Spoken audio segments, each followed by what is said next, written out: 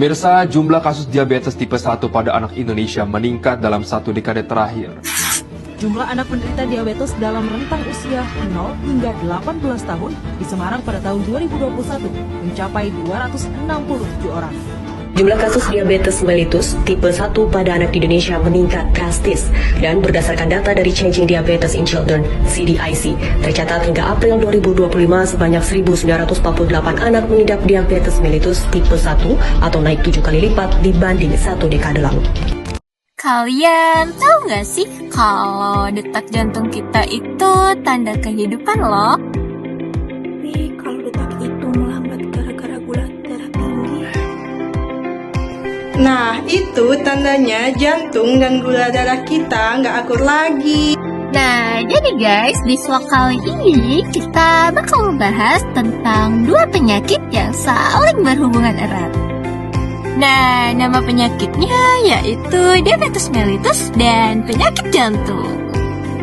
Dan yang lebih keren, kita bakal bahas gimana pendekatan multidisipliner bisa bantu nyelamatin banyak orang dari 2 penyakit ini.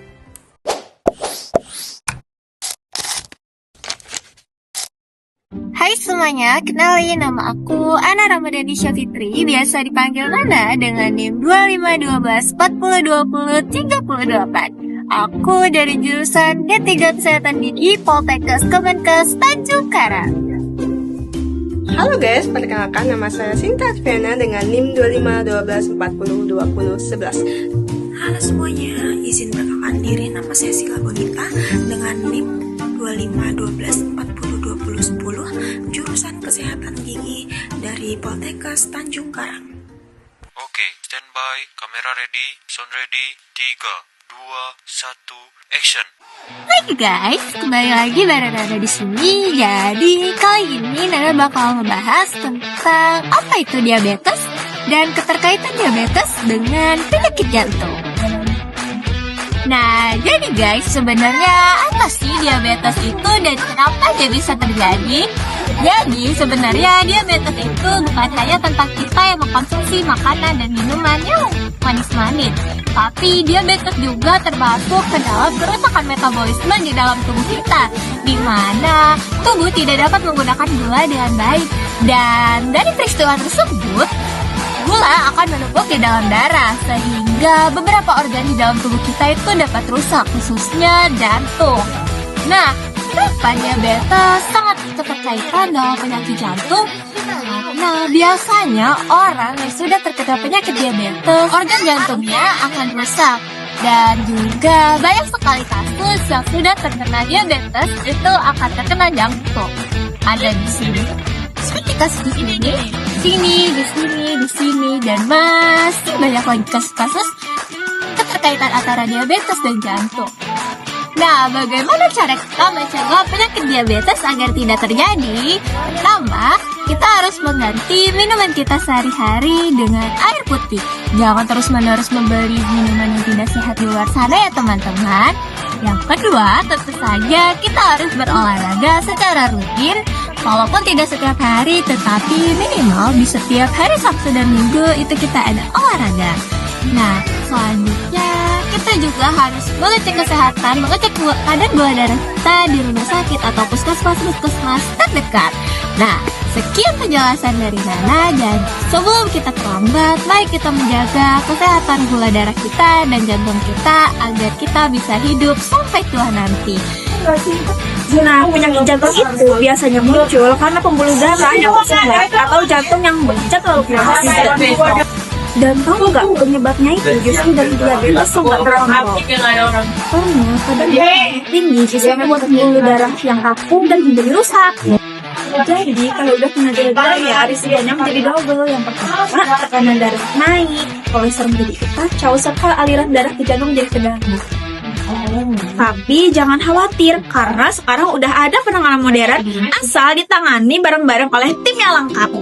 Nah, disinilah pendekatan multidisipliner berperan penting. Maksudnya bukan cuma satu tenaga medis aja yang nangani pasien, tapi ada banyak profesi yang kerja bareng. Contohnya ada dokter memantau kesehatan detak jantung dan gula darah.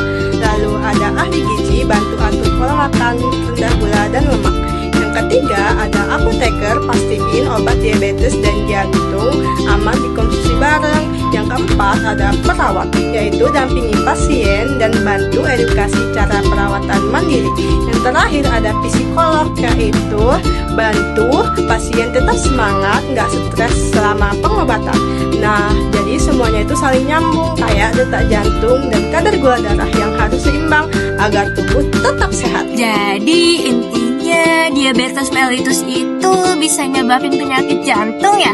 Tapi kalau ditangani bareng tim medis yang tepat, dua-duanya bisa dikontrol ya. Karena permulaan diabetes dan jantung itu kayak dua sisi uang, harus dijaga bareng. Dan yang nggak kalah penting, pasien juga harus disiplin sama pola hidupnya sendiri. Jadi bukan cuma soal obat ya, tapi juga dari gaya hidup kita dan juga dari dukungan banyak pihak, khususnya keluarga terdekat. It's the work for a stronger heart and Better lives. Diabetes dan penyakit jantung bukan akhir dari segalanya. Kerjasama lintas profesi dan kesadaran pasien, hidup sehat itu bisa banget dicapai.